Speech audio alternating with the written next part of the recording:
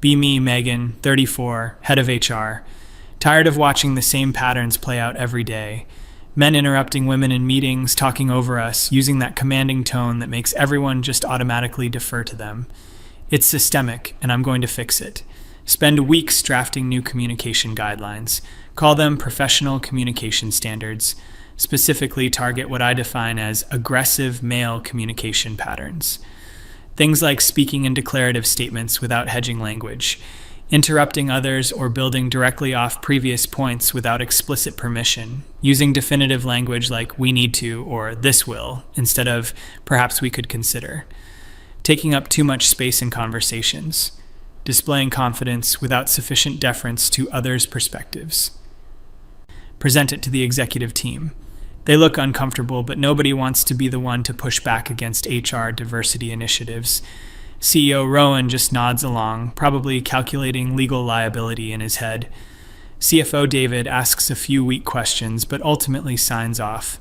Even the other women executives seem hesitant, but don't voice concerns.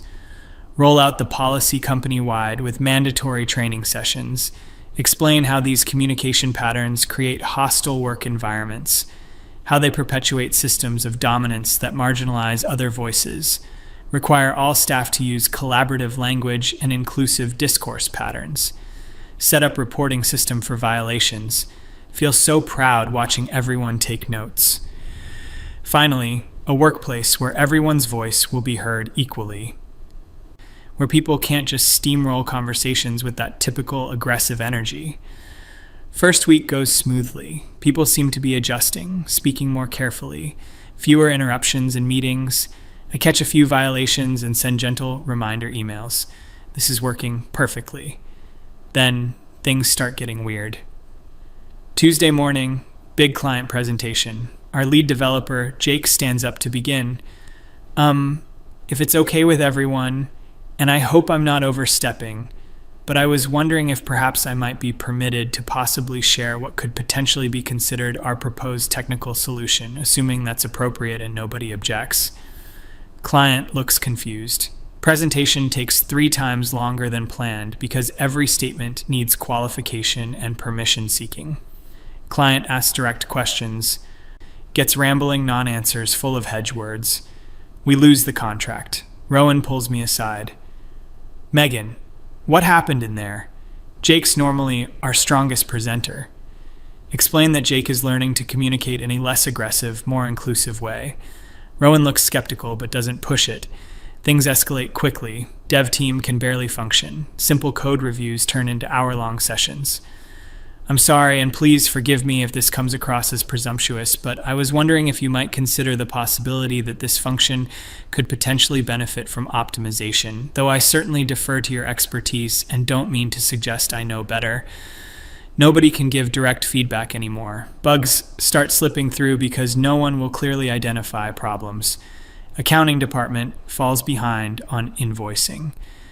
Sarah from Accounts Payable spends 10 minutes asking permission before explaining basic billing issues. I hope it's appropriate for me to mention, and please stop me if I'm out of line, but there might possibly be some kind of issue with the Johnson invoice, though I could be completely wrong. Even simple email chains become nightmares. Every message hedged and qualified to death. Nobody can make clear decisions or give direct instructions. Productivity plummets. The women employees are following the rules too. Lisa from marketing can't even present campaign ideas without endless qualifiers. Jennifer from sales loses deals because she can't speak confidently about our services. They're interpreting aggressive communication patterns broadly and neutering their own effectiveness. I start getting complaints, but not the kind I expected. People aren't complaining about the policy itself. They're asking for clarification on the rules, requesting more detailed guidelines on acceptable language, wanting to ensure they're in full compliance. Rowan schedules emergency meeting with executive team, conference room full of hedge words and endless qualification. Perhaps we might consider the possibility that there could be some challenges with current operational efficiency, though I certainly don't want to suggest anyone is at fault. Nobody can have a real conversation. Meeting runs 3 hours and accomplishes nothing. Clients start noticing. Our biggest account asks why everyone sounds so uncertain and indirect. Competitor swoops in with confident presentation and steals the business. Revenue drops 30% in 6 weeks. Still getting reports of violations. Thomas from IT gets written up for saying the server is down instead of, I believe there might possibly be an issue with the server, though I could be mistaken. Rebecca from legal gets reported for using the phrase, we must comply with regulations, instead of requesting permission to share her legal opinion. The malicious compliance is perfect. Everyone's following the rules exactly as written. They're being scrupulously careful to avoid any language I defined as aggressive, requesting permission before speaking, hedging every statement, deferring constantly to others, never making definitive claims. But somehow this is backfiring. The office is chaos. Nothing gets done. People seem almost robotically compliant. There's this weird energy, like everyone's performing compliance rather than embracing it. Rowan calls me in for serious conversation. Megan, we need to talk about these communication guidelines. Productivity is down across all departments. We're losing clients. The team can barely function. Explain that this is just an adjustment period. Change is always difficult. We're dismantling harmful patterns that have existed for decades. Short-term disruption for long-term equity. But people can't even answer direct questions anymore. Yesterday, I asked David for the quarterly numbers, and he spent 5 minutes asking permission to potentially share information that might be considered financial data. Tell Rowan that David is learning not to assume authority. He's being more collaborative and inclusive in his communication. This is exactly what we wanted. Rowan looks exhausted. No, Megan, this isn't what we wanted. We wanted better communication, not paralyzed communication. People are afraid to speak up in meetings. Decisions aren't getting made. We're hemorrhaging money. Suggests that maybe Rowan is uncomfortable with losing his traditional communication privileges. Maybe he's feeling threatened by more equitable discourse patterns. Rowan gets that look, the one men get when they're trying not to say something. Megan, I'm going to be very clear with you. These guidelines are causing serious operational problems. We need to revise them immediately. Notice he said, I'm going to be very clear. Classic aggressive male communication pattern. Write him up for violation of policy. Explain that his definitive language creates hierarchical power dynamics. He just stares at me. You're writing me up for telling you there's a problem with your policy. Explain that the way he's communicating is exactly what the policy addresses. He should have said something like, perhaps we might consider reviewing the guidelines if possible. Rowan suspends the policy pending review. Claim he doesn't have authority to unilaterally suspend HR diversity initiatives. Threaten legal action for creating hostile work environment. He backs down temporarily, but damage is spreading. Word gets out to other departments about the suspension attempt. People start speaking even more carefully. They're terrified of being accused of aggressive communication. Even asking for bathroom breaks becomes elaborate permission-seeking ritual. Client presentation disaster strikes again. Potential merger discussion with major partner. Our entire executive team speaks like they're apologizing for existing. We might potentially have some ideas that could possibly be worth considering, though we certainly don't want to presume to offer solutions. Partner executives look bewildered. They start asking direct questions about our leadership capability. Merger talks collapse. Board of directors gets involved. Emergency meeting called. I prepare detailed presentation on the importance of inclusive communication policies, legal necessity of addressing workplace discrimination, duty to create equitable environment.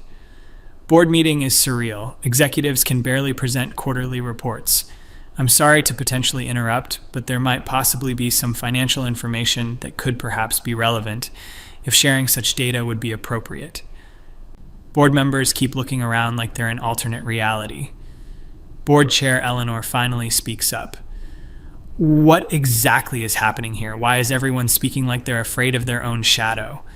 Explain about the communication standards, how we're working to eliminate aggressive male discourse patterns, creating more collaborative workplace culture. Megan, I've been in business for 30 years.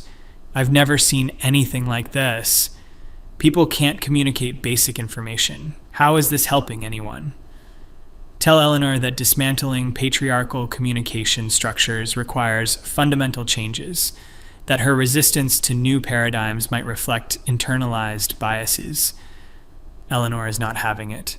This isn't about bias, Megan. This is about basic functionality. You've created a situation where nobody can have a normal conversation. Explain that normal conversation often means privileging certain voices over others. We're expanding definitions of professional discourse. Board votes to suspend policy immediately. I object strenuously. Threaten discrimination lawsuit. Point out legal liability of suppressing diversity initiatives. They seem nervous, but hold firm. Walking back to office, everyone's still following the rules. They heard about board meeting, but are being extra careful about compliance. Tom from facilities asks 15-minute permission ritual before reporting broken copier. Jennifer from sales submits written requests to potentially discuss client concerns. Check email, dozens of messages, all following policy guidelines. I hope this message finds you well, and I sincerely apologize for potentially intruding on your time, but there might possibly be a situation that could perhaps benefit from your expertise, though I certainly don't presume to know the appropriate protocol. Every single employee is robotically following the communication guidelines, but somehow it's all wrong. They're weaponizing compliance, turning my carefully crafted policy into some kind of performance art. Rowan sends company-wide email suspending the policy. Employees respond with perfectly compliant messages. Thank you so much for potentially sharing this information, and please forgive me if this response is inappropriate. But I was wondering if you might clarify whether the suspension means we should perhaps consider returning to previous communication patterns, though I certainly don't want to assume anything. The malicious compliance continues even after suspension. People claim they're confused about which rules apply when. They want everything in writing. Demand training sessions on acceptable communication post-suspension. Insist on gradual transition period with detailed guidelines. Productivity remains destroyed. Clients continue fleeing. Internal operations completely dysfunctional. But everyone's being so perfectly, maddeningly compliant with my original vision. Rowan calls me in again. Megan, the policy is suspended. Why are people still communicating like this? Explain that changing communication patterns takes time. People are probably just being cautious during transition period. Suggest he's being impatient with necessary cultural shift. No, Megan. Look at this email from the dev team. It's 3 pages long, asking permission to fix a critical bug. 3 pages for something that should be a 5-word message. Critical bug, fixing it now. Point out that his suggested alternative uses aggressive declarative language, exactly the kind of communication dominance the policy addressed. Maybe the dev team is being appropriately collaborative. Rowan looks like he wants to scream. Megan, the bug took down our entire client portal for 6 hours because nobody could get authorization to fix it through your communication maze. Suggest that having robust collaborative processes is more important than speed. Quality decision-making requires input from all stakeholders. What stakeholders, Megan? It's a bug fix. Someone needs to just fix it. Explain that just fix it mentality reflects hierarchical thinking. Dismisses collective wisdom and collaborative problem solving. Probably makes other team members feel excluded from technical decisions. Rowan puts his head in his hands. I can't even talk to you about this. You've turned basic workplace communication into some kind of theoretical exercise. Tell him that his frustration might reflect discomfort with more equitable communication structures. Suggest he consider why direct, efficient communication feels so important to him. Days pass. Chaos continues. Employees maintain perfect policy compliance despite suspension. They've formed committees to discuss appropriate transitional communication protocols. Every conversation requires consensus building and permission seeking. Decision-making process completely paralyzed. Accounting can't close monthly books because every entry requires collaborative discussion. Legal can't respond to urgent matters without stakeholder consultation. Sales team loses major client because proposal took 6 weeks to write collaboratively. I maintain that this proves how deeply embedded aggressive communication patterns were. The difficulty of transition shows how necessary the policy was. Temporary disruption is normal when challenging systemic inequities. Eleanor from board calls me directly. Megan, I need you to listen very carefully. The company is in crisis. We're losing money, clients, and credibility. This communication policy has to stop. Explain that rolling back progress on equity initiatives would send terrible message, could expose company to discrimination claims. Demonstrate lack of commitment to inclusive workplace. Megan, there's nothing inclusive about a workplace where nobody can communicate. You've created the opposite of what you claim to want.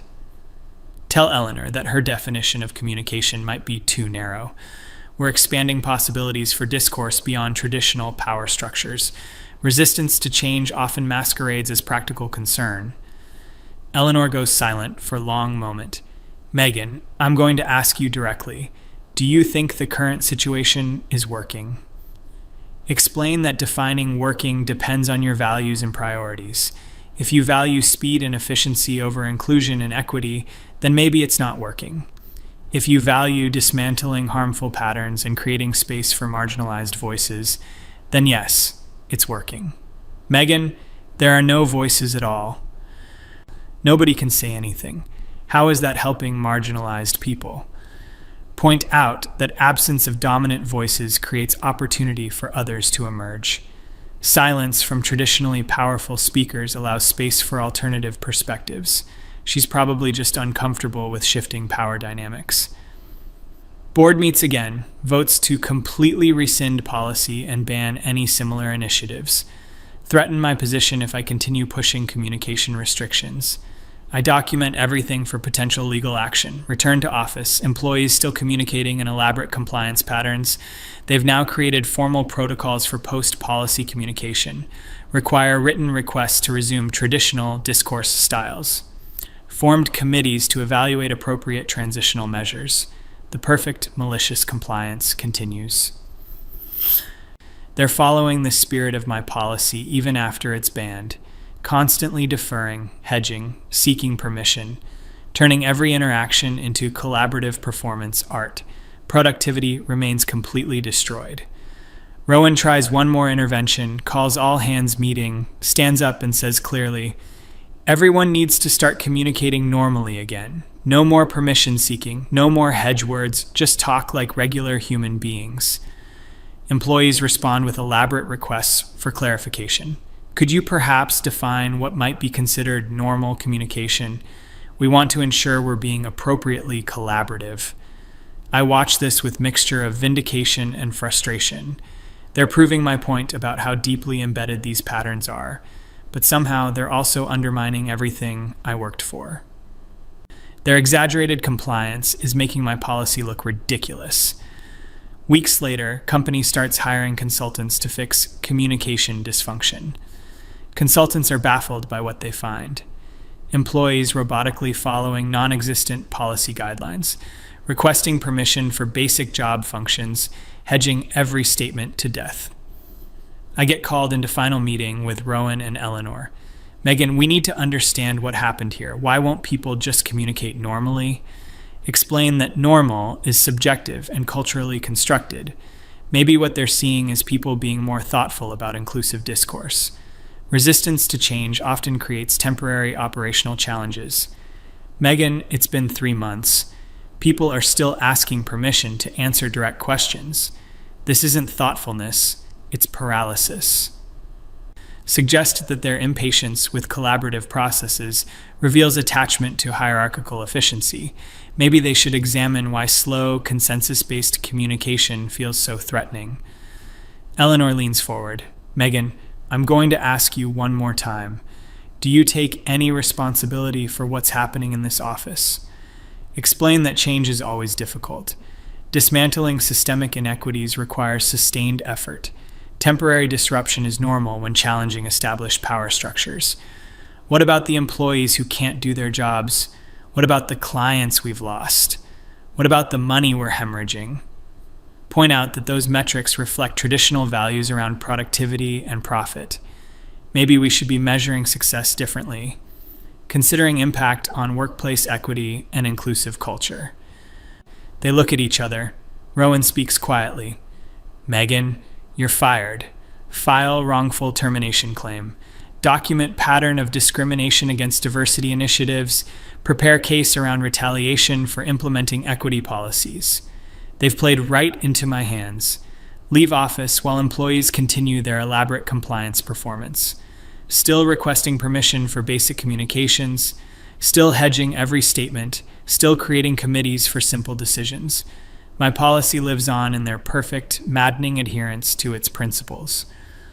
Months later, hear through former colleagues that company eventually hired deprogramming consultant. Took nearly a year to get people communicating normally again. Massive financial losses. Several clients never returned. Legal fees from my lawsuit. But I know I was right. The resistance to my policy just proved how necessary it was. Their inability to adapt showed how deeply embedded toxic communication patterns had become. The chaos was evidence of systemic dysfunction, not policy failure.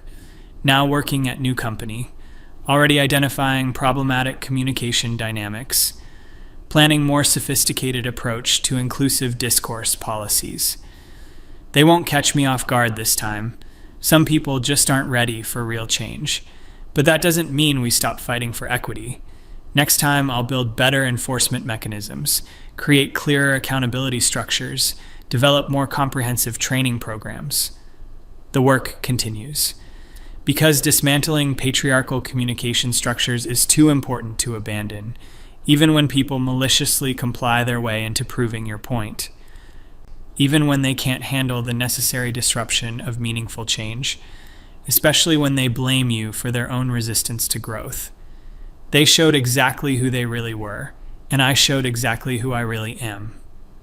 Someone willing to fight for justice even when it's inconvenient. Even when people weaponize compliance to undermine progress. Even when they choose dysfunction over equity. Onward to the next battle.